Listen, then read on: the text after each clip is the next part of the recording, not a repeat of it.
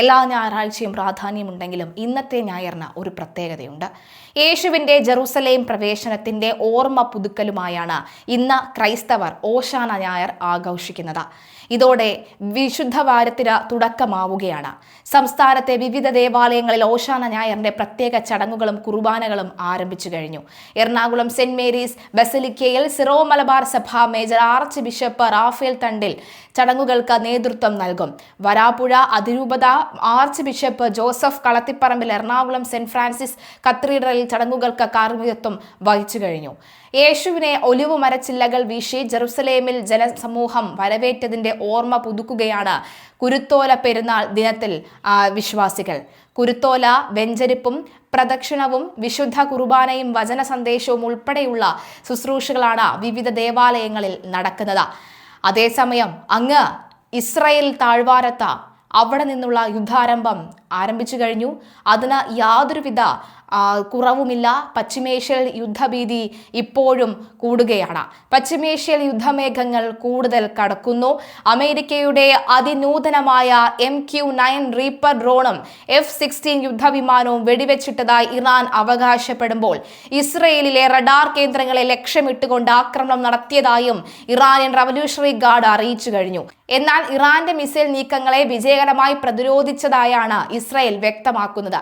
Iran America സംഘർഷം നേരിട്ടുള്ള യുദ്ധത്തിലേക്ക് നീങ്ങുന്നതിന്റെ സൂചനകൾ നൽകിക്കൊണ്ട് ഇറാനിൽ ആഴ്ചകൾ നീളുന്ന കരസേനാ നീക്കത്തിന് പെന്റഗൺ പദ്ധതിയിടുന്നതായി ദ വാഷിംഗ്ടൺ പോസ്റ്റ് റിപ്പോർട്ട് ചെയ്തു. ഇതിന്റെ ഭാഗമായി 3500 US സൈനികർ മിഡിൽ ഈസ്റ്റിൽ എത്തിയതായി US സെൻട്രൽ കമാൻഡ് സ്ഥിരീകരിച്ചു. USS ട്രിപ്പോളി എന്ന അത്യാധുനിക ആംഫിബിയസ് അസോൾട്ട് കപ്പലിലാണ് സൈനികർ എത്തിയിരിക്കുന്നത്. ഇതിൽ മറീനുകളും കപ്പൽ പടയാളികളും ഉൾപ്പെടുന്നു. കടൽ വഴിയുള്ള ആക്രമണങ്ങൾക്കും കരയിലേക്ക് നേരിട്ട് സൈന്യത്തെ ഇറക്കി പോരാടാനും ശേഷിയുള്ള സന്നാഹമാണ് ഇത്. ഹോർമൂസ് കടലിടുക്കിനും ഖാർഗ് ദ്വീപിനും സമീപം തന്ത്രപ്രധാനമായ സൈനിക വിന്യാസമാണ് അമേരിക്ക നടത്തുന്നത്. ഒരു പൂർണ്ണതോതിലുള്ള അധിനിവേശത്തിന് പകരം ഇറാന്റെ തന്ത്രപ്രധാന കേന്ദ്രങ്ങളിൽ പ്രത്യേക സേനാ വിഭാഗങ്ങളെ ഉപയോഗിച്ചുള്ള മിന്നൽ ആക്രമണങ്ങൾക്കാണ് അമേരിക്ക പദ്ധതിയിടുന്നതെന്നാണ് റിപ്പോർട്ട്. 10,000-ഓളം അധിക സൈനികരെ കൂടി മേഖലയിലേക്ക് അയക്കുന്ന കാര്യം പെന്റഗൺ പരിഗണിക്കുന്നുണ്ട്. നിലവിൽ 5,000-ഓളം മറീനുകളും 82ാം എയർബോൺ ഡിവിഷനിലെ ആയിരക്കണക്കിന് പാരാട്രൂപ്പർമാരും മേഖലയിൽ സജ്ജമാണ്. അമേരിക്കൻ വിദേശകാര്യ സെക്രട്ടറി മാർക്കോ റൂബിയോ സൈനിക നീക്കമില്ലാതെ തന്നെ ലക്ഷ്യങ്ങൾ നേടാമെന്ന് പ്രസ്താവിക്കുമ്പോഴും പെന്റഗണിന്റെ യുദ്ധപദ്ധതികൾക്ക് പ്രസിഡന്റ് ട്രംപ് അംഗീകാരം നൽകുമോ എന്നതിൽ വ്യക്തത വന്നിട്ടില്ല. അതേസമയം ഇറാന്റെ ഡ്രോണുകളും മിസൈലുകളും അമേരിക്കൻ സൈനികർക്ക് വലിയ വെല്ലുവിളിയാകുമെന്നും പ്രതിരോധ വിദഗ്ധർ മുന്നറിയിപ്പ് നൽകുന്നു. ഖാർഗ് ദ്വീപ് പോലെയുള്ള ഇറാന്റെ എണ്ണ കയറ്റുമതി കേന്ദ്രങ്ങളെ ലക്ഷ്യമിട്ടായിരിക്കും അമേരിക്കയുടെ പ്രാഥമിക നീക്കങ്ങൾ എന്നാണ് സൂചന. അമേരിക്ക പ്രധാനമായും ലക്ഷ്യം വെക്കുന്നത് ഇറാന്റെ സാമ്പത്തിക സൈനിക നട്ടെല്ലുകളെ തന്നെയാണ്. ഇറാന്റെ ക്രൂഡ് ഓയിൽ കയറ്റുമതിയുടെ 90% നടക്കുന്നത് ഖാർഗ് ദ്വീപിൽ നിന്നാണ്. ഈ ദ്വീപിനെ ലക്ഷ്യം വെക്കുന്നതിലൂടെ ഇറാന്റെ സാമ്പത്തിക സ്രോതസ് തകർക്കുകയാണ് അമേരിക്കയുടെ ലക്ഷ്യം. ഹോർമൂസ് കടലിടുക്കും അമേരിക്ക നോട്ടമിട്ടിരുന്നു. ലോകത്തെ എണ്ണ വ്യാപാരത്തിന്റെ 1/3 കടന്നുപോകുന്ന ഈ പാതയിൽ ഇറാൻ നാവികസേന വലിയ ഭീഷണി ഉയർത്തുന്നുണ്ട്.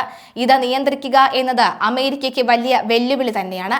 അമേരിക്കൻ ഇസ്രായേൽ ആക്രമണത്തിൽ കൊല്ലപ്പെട്ട മുൻ ഇറാൻ സർവാധികാരി അയത്തുള്ള അലി ഖമനേയുടെ അനുസ്മരണ ചടങ്ങിൽ സംഘർഷം പൊട്ടിപ്പുറപ്പെട്ടു. സെൻട്രൽ ലണ്ടനിൽ നടന്ന ചടങ്ങിലാണ് ഇറാനിലെ നിലവിലെ ഭരണകൂടത്തെ അനുകൂലിക്കുന്നവരും എതിർക്കുന്നവരും തമ്മിൽ ഏറ്റുമുട്ടിയത്. ശനിയാഴ്ച ഉച്ചകഴിഞ്ഞ് ചടങ്ങുകൾ നടന്ന മൈഡ വേയിലെ ഇസ്ലാമിക് സെന്റർ ഓഫ് ഇംഗ്ലണ്ടിന്റെ പുറത്ത് കനത്ത പോലീസ് സന്നാഹം ഒരുക്കിയിരുന്നു.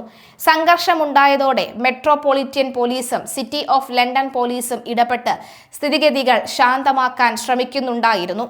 നിരോധിക്കപ്പെട്ട പാലസ്തീൻ ആക്ഷൻ എന്ന സംഘടനയെ പിന്തുണച്ച 18 പേർ ഉൾപ്പെടെ ഇന്നലത്തെ സംഘർഷത്തിൽ 25 പേരെ അറസ്റ്റ് ചെയ്തതായി മെറ്റ് പോലീസ് അറിയിച്ചു. സമീപത്തുള്ള ഒരു വീടിന്റെ ബാൽക്കണിയിലിരുന്ന 2 പോലീസ് ഉദ്യോഗസ്ഥർ സംഘർഷ വീഡിയോയിൽ പകർത്തുന്നുണ്ടായിരുന്നു. സെന്ററിന്റെ പുറത്ത് തടിച്ചുകൂടിയ 100 കണക്കിന് ആളുകൾ ഖമനേയുടെ ചിത്രം ഉയർത്തിപ്പിടിക്കുകയും ഇറാൻ പതാകകൾ ഉയരത്തിൽ വീശുകയും ചെയ്യുന്നുണ്ടായിരുന്നു. അവരിൽ ചിലർ കഫിയ ധരിച്ചെത്തി ഫലസ്തീൻ പതാകകൾ ഉയർത്തി ഫലസ്തീൻ അനുകൂല മുദ്രാവാക്യങ്ങൾ മുഴക്കുന്നും ഉണ്ടായിരുന്നു.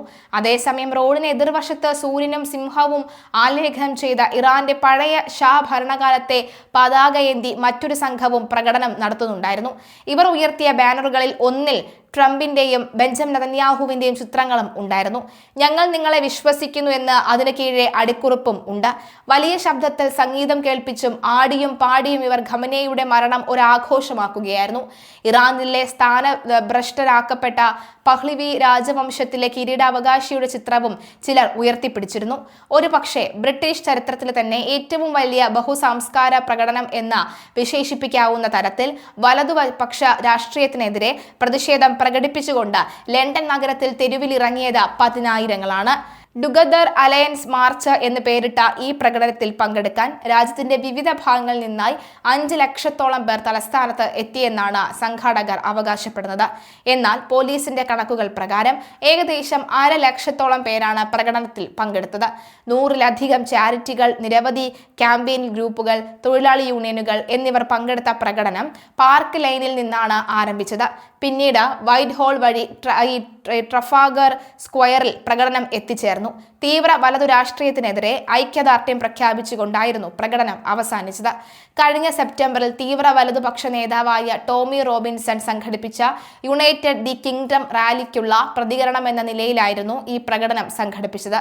റോബിൻസന്റെ റാലിയിൽ 1 ലക്ഷത്തിലധികം പേർ പങ്കെടുത്തിരുന്നു. 100 കണക്കിന് ബസ്സുകളിലും മറ്റുമായാണ് രാജ്യത്തിന്റെ വിവിധ ഭാഗങ്ങളിൽ നിന്നായി ആളുകൾ പ്രകടനത്തിന് പങ്കെടുക്കാനായി ലണ്ടനിൽ എത്തിച്ചേർന്നത്.